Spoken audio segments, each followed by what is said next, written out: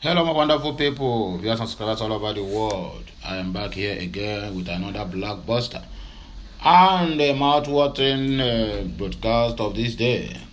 I've said this thing earlier, and I have to repeat myself that I will not give up and I will not relent until my people hears my voice and hears the truth about the struggles, about the never do well, and about the blackmailing party. I will call it a party because it has been a party since all this while, whereby the police, the navy, the air force, the military, the soldiers, both the big ones and the small one, are now ganging up against the Eastern Security Network and also the IPOB in general.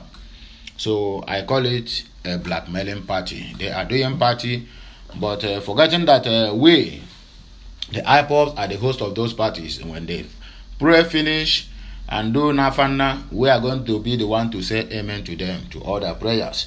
So whatever blackmailing they are using in any form, they are going to do what? Meet the Waterloo when the time is right.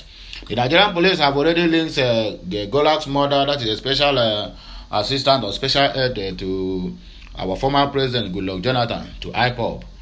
And they just to cover up all their political assassination they have been doing in the southeastern region for quite some time now. That is why they are doing everything humanly possible to cover all this genocide they are perpetrating in our own region. But notwithstanding that, whatever type of blackmailing they are using, whatever type of style, whatever method they bring, we are already ahead of them, and we will not relent until all these things dies down. So look at the current situation now.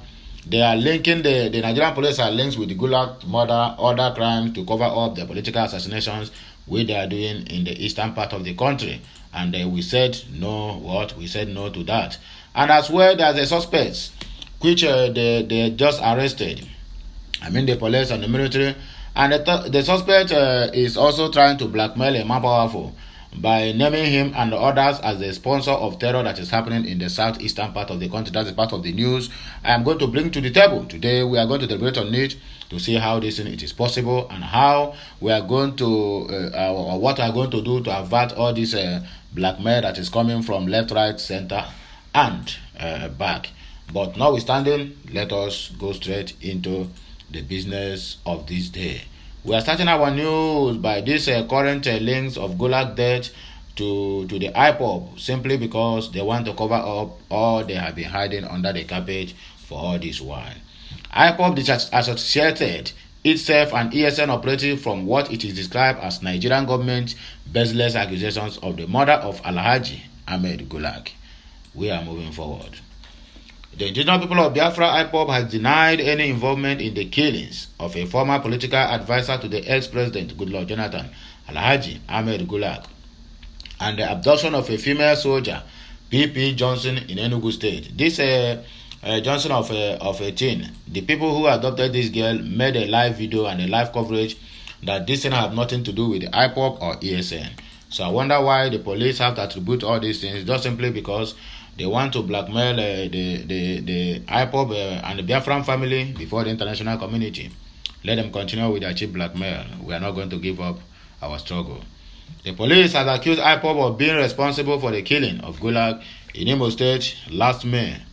A suspected commander of the Eastern Security Network ESN IPOB militant wing, Chiwendo aka Onyame, who was recently arrested, also identified as the group's media and publicity secretary, Emma Powerful, as one of their sponsors.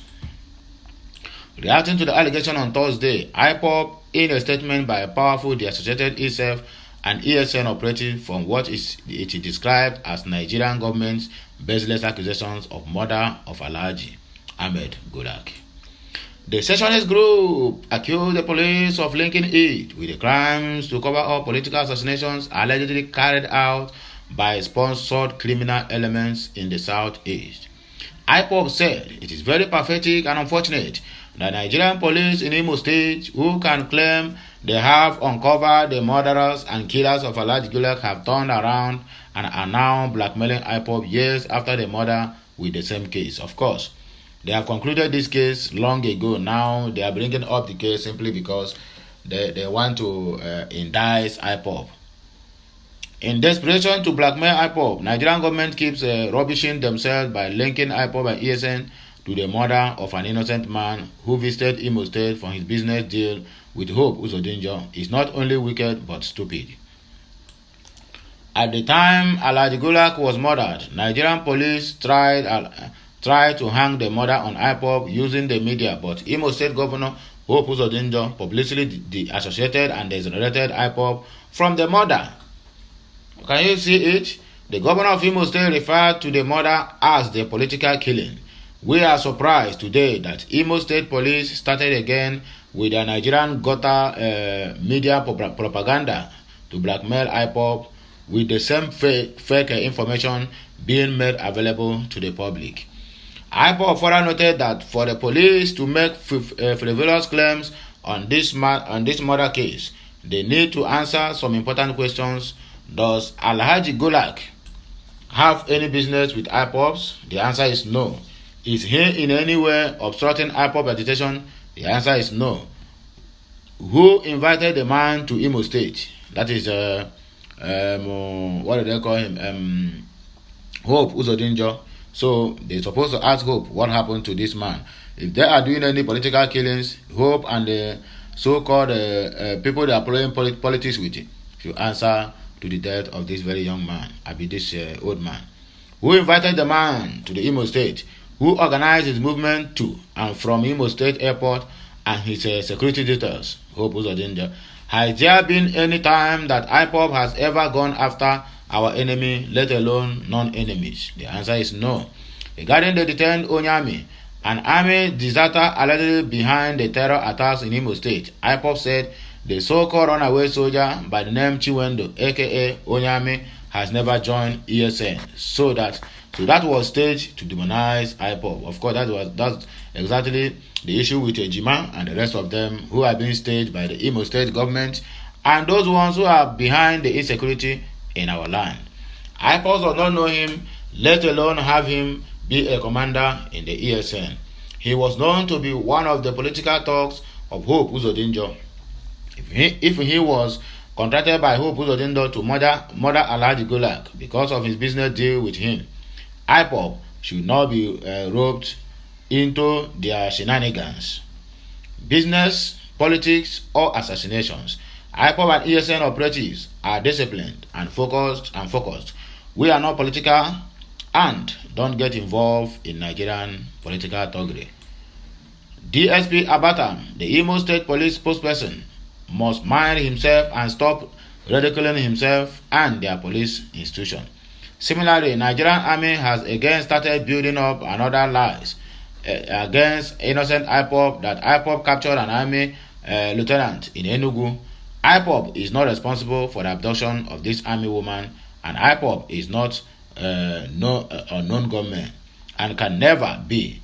We are advising the Nigerian army to arrest those responsible for this heinous crime against the woman and against humanity. You can understand that the abductors of the army women made it clear in the viral video that known government have nothing to do with the IPOB movement. We wonder why the Nigerian army and the police always blame IPOB for any criminality seen in the region, because they are the one that is perpetrating this crime, and that is why in everything that they happened, they already come out and tell you it is IPOB. They know the people that are doing this, yet they could not track them. If they could track the abductors of this particular woman, so what stopped them from tracking all the whole bandits in the north? What stopped them from tracking them from end to end? They just easy. This is a set-up job. It is a set-up job. It's either someone in that military don't want this woman again. That is why they set her up and do all those things. And the video has gone viral. Look at how easy it's them that they track these people and they locate where they play and arrested them. Who is making all this nonsense statements? In Nigeria, it's so easy. Under 24 hours, they track them and arrested them and free the woman that is abducted. Nah, man, make una stop. They play all this hanky-panky game now. We are not kids, and nobody should be playing with our brains like we are just born of yesterday. In Nigeria, so you will now have trackers Yet you couldn't track all the whole bandits that have been ravaging the Sambisa forest. I beg you, we're gonna come off it, Joe. Suspect names IPOB spokesman Ekpa Powerful, others as sponsors of terror in the southeast. He said that when he was persuaded to join ESN, he was told that if his salary with the Nigerian army is 200,000, he will get double of that. The Media and Publicity Secretary of the Indigenous People of Biafra, IPOB, Ekpa Powerful, has been named as one of the sponsors of terror attacks and criminalities in the southeastern region of Nigeria. Powerful was named alongside Nworu by one of the alleged commanders of the IPOB's militant wing, the Eastern Security Network, Lance Corporal Nworu Chiwendo, otherwise known as Onyame. Speaking with a journalist in Owerri on Wednesday, Onyame, a deserter from the Nigerian army who has allegedly trained over 1,000 militants, said that Powerful and Nworu are among the list of the sponsors. That the 34-year-old suspect, who hails from Amohuru Nguru in the Abombise local government area of Imo State, was arrested on Friday in his hometown while attending his father's burial.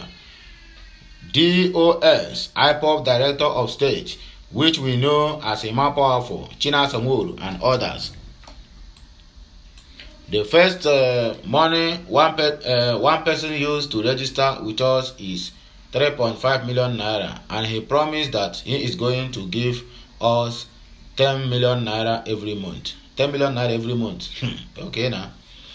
We were formerly assassins, like when Ebube called us to go and kill one man. We killed him. Politics Nigeria quoted Onyame as saying. He said that when he was persuaded to join ESN, about the salary and the rest of them, and how they promised to double his amount in the Nigerian army. Is there any Nigerian army earning 200,000 naira monthly?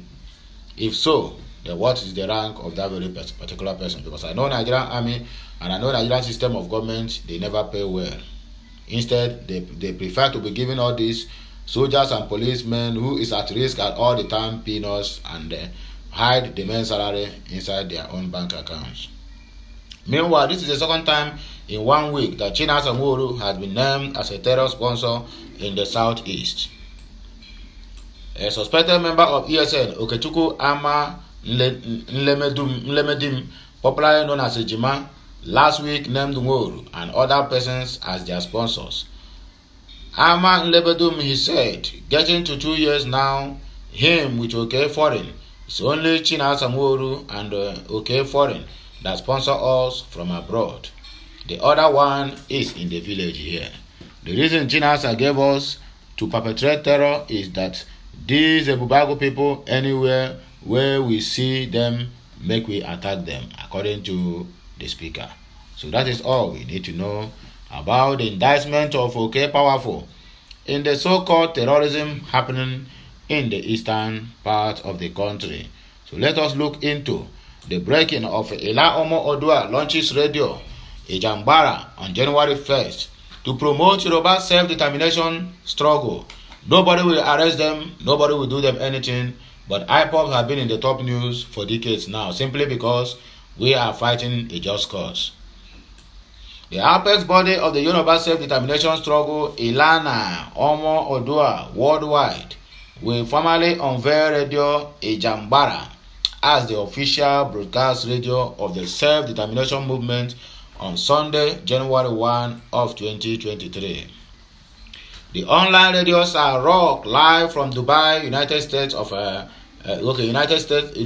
Arab Emirates, According to a joint statement signed by the chairman and general secretary of the group, Professor Wale Adeniran and Dr. Tunde Amusat, respectively, the radio shall serve the interests of the Yoruba self-determination struggle within and outside the shores of Nigeria.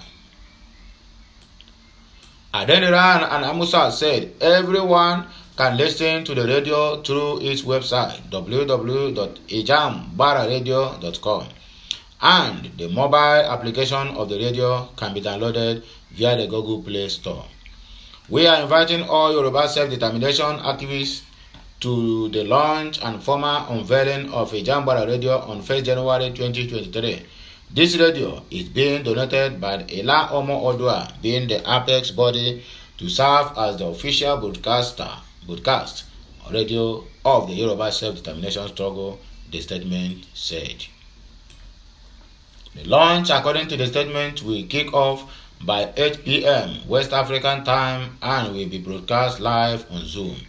Meanwhile, Elana Omodua Worldwide has announced the appointment of an Ado Ekiti-based medical doctor, Adebayo Odile, and the former chairman of a Kajola local government area of Oyo State, Alhaji Ale Oyedeji, popularly known as Babo Dodo, as patrons of the particular stations. Oyedeji hails from the Okehe in the Kajola local government area of Oyo State. He was chairman Kajola local government area between 1996 and 1997. The statement described him as a respected community leader who once served as a member of the governing council of the Polytechnic of Ibadan and the National Salaries and Wages Commission. Orire is a grassroots mobilizer, community leader, and currently the chairman Elite Mobilization Committee of Ilana Omodua Worldwide. He contested twice unsuccessfully for the governorship of Ekiti State, but he failed to win. According to the statement, Orire and Oyedeji will work with the Worldwide Executive Council of Ilana Omo Odua to ensure that its aims and objectives are actualized imperceptibly, according to the leader. We are moving forward, so tighten your seatbelt. We still have more on our hand. It don't happen again, oh. Anybody where they hear my voice, just know it that 50 people have been kidnapped and also many have been declared dead when bandits invade Sokoto communities and perpetrate all these heinous crimes. Many residents have been killed and over 50 others kidnapped by bandits during the attack on several communities in Sokoto State. Okute News gathered that some of the communities attacked are located in Goronyo, Gada, and the Sabon local government area of the state. It was gathered that the bandits invaded the communities in large numbers, shooting sporadically and causing many residents to sustain various degrees of injuries. In a chat with the cable, a resident of the Sabon local government area, Lukman Iliasu, said the attacks took place between Monday and Wednesday, uninterrupted. He said the communities were invaded between the 3 days over failure to meet the compulsory peace levy on them, adding that several people killed and others were kidnapped during the attacks. Aminu Tambua, this is your state, and all you can do is to betray your own friend. But look at what it's doing on your state. The money that is supposed to be used on this, you have been using it to be campaigning for Atiku, and your state have been taken over by bandits.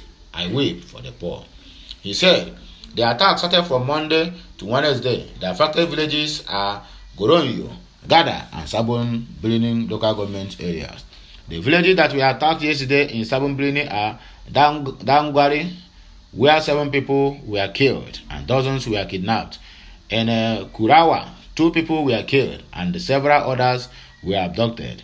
Then Gumuzo village, 3 residents were killed and many others were kidnapped. Can you imagine? 3 days uninterrupted operation, 3 good days in Kaduna.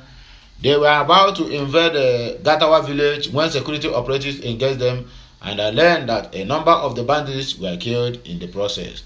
The bandits killed many people and took away more than 50 people from some villages. You know how they operate. They invade different communities on separate days. They have been attacking Sabon for a long time now.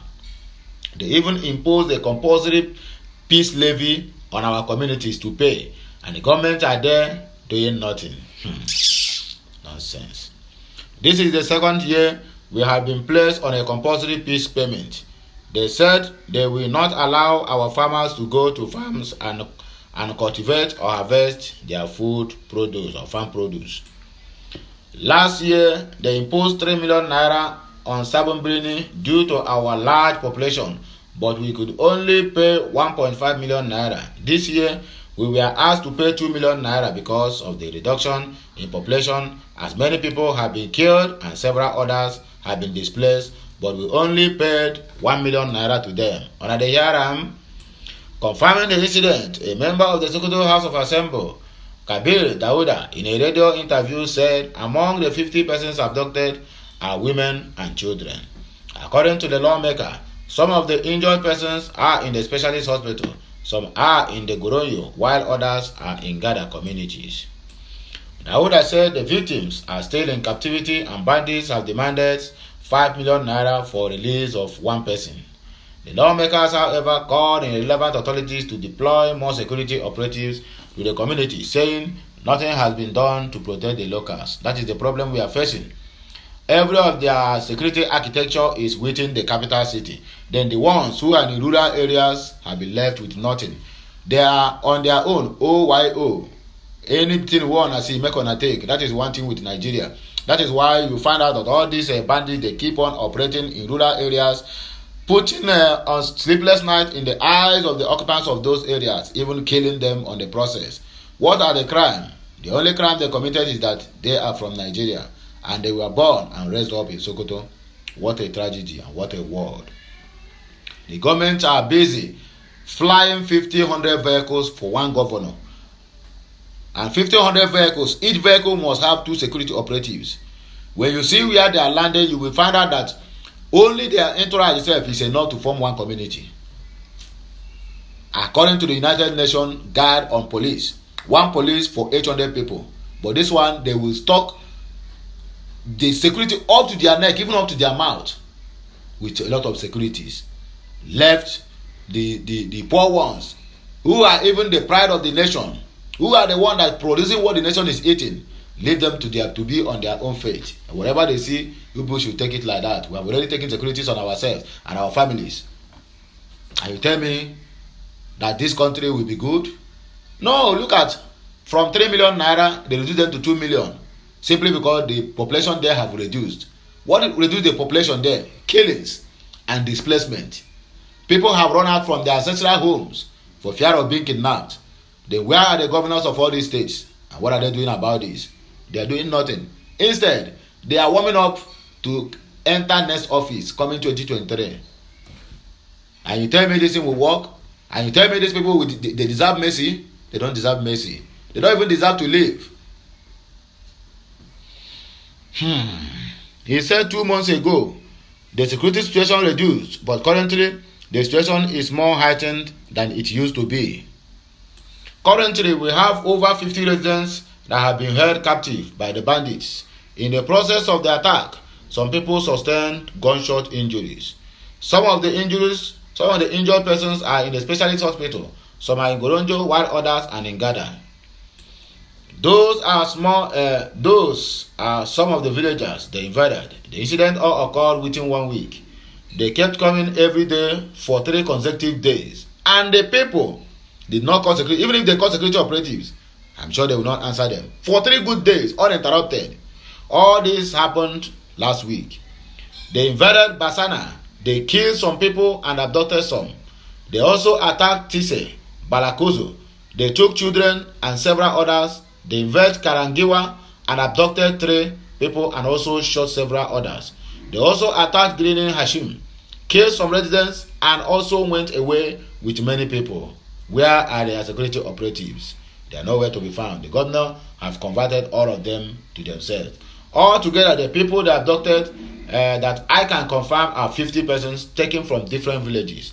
Currently, many residents, including women and children, are with the bandits. We don't have enough security operatives to help the residents because of the issue is still prevailing. These people will still come back because they have been doing this for decades. They have been doing this for decades, and once they finish, pay ransom. When they eat the one they have finished, they will come back again because that place has been their source of their income and wealth. They have turned that village now to be their mineral resources, their ATM, whereby whenever their cash go down, they will go and recruit more people so that more ransom will be paid and they will continue living large. $400 million spent on Ajokuta steel will yield 1.6 billion naira annual income. Buhari Mau Mom, you know about all this, but for the past 8 years, you couldn't do it. President Muhammadu Buhari on Thursday visited Kogi State to commission projects in the state. The president, in his statement during the visit, said his administration has spent over $400 million to transform the Ajaokuta Steel Complex in Kogi. According to Buhari, the investment in the industry will add $1.6 billion annual income to the Nigerian economy and create over 500,000 estimated jobs if the governor of Kogi State will agree. Is it not that one that have been linked with almost 170 houses to his name and the name of his nephew, who are being caught the other day with how many billions of naira or billions of dollars scam? Nonsense.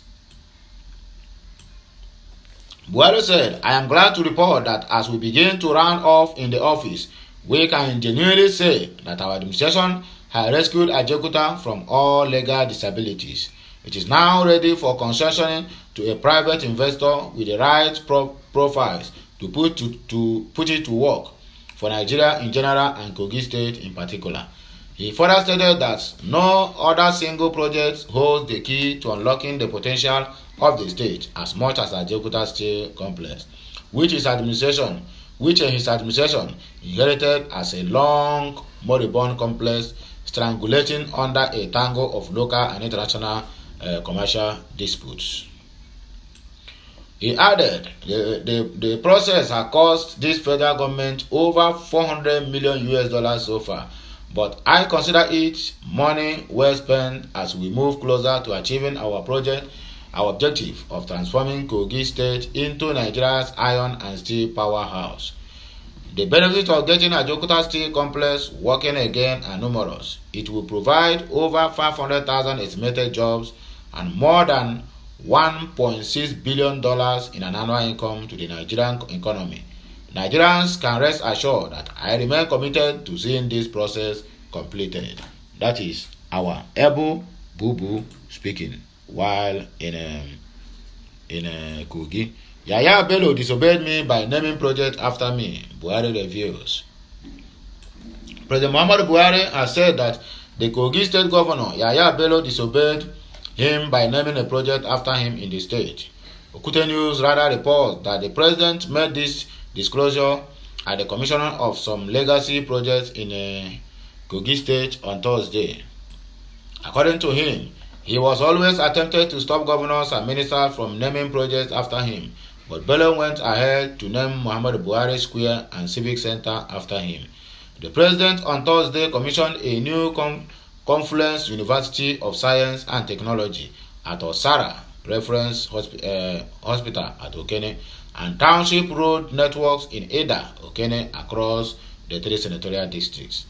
Other projects with the president commissioned include the Ganaja Flyover, Model Science Secondary School, and the Muhammadu Buhari Square and Civic Center in Lokoja. I thank the governor and the people of Kogi for naming it Muhammadu Buhari Square and Civic Center after me. Here I have to disagree. I attempted to stop governors and ministers from naming projects after me, but the governor disobeyed me here, President Buhari added. Hitherto, the president's arrival in the state, information emerged that a bomb explosion reportedly killed 3 people in Kogi State. Okute News gathered that the bomb exploded in the Okene area of the state on Thursday morning. It was learned that the incident happened at Onyiyo's Palace in Okene local government area of the same state. The last but not the least, the strike apologized to ASU. Femi Falana tells Gbajabiamila, who confused and made the ASU to go back to school even without their full payment received. So the council to the ASU have already urged. They said Femi Gbajabiamila Abi Kilompe to apologize to the ASU for what he did. The late counsel for the Academic Staff Union of Universities, Femi Falana San, has come out to state that the Speaker of the House of Representatives, Femi Gbajabiamila, needs to apologize to the members of the Academic Union. Okute News report that Falana said it is not appropriate that But Gbajabiamila is denying the agreement reached with ASU.